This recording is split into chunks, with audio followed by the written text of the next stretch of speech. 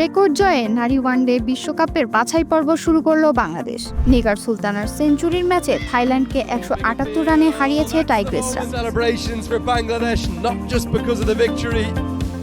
Toss হেরে bat করতে নেমে মাত্র 3 উইকেট হারিয়ে 271 রানের পুঁজি গড়ে বাংলাদেশ।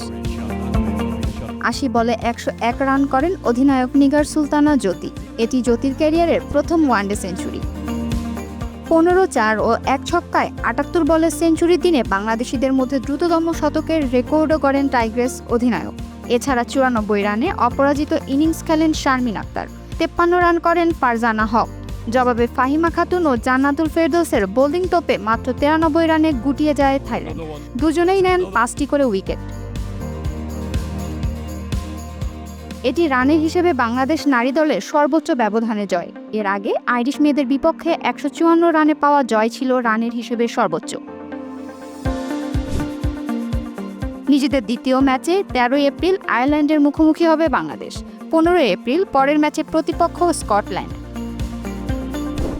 17 ও 19 এপ্রিল বাংলাদেশের শেষ 2 ম্যাচে প্রতিপক্ষ ওয়েস্ট ইন্ডিজ ও স্বাগতিক পাকিস্তান।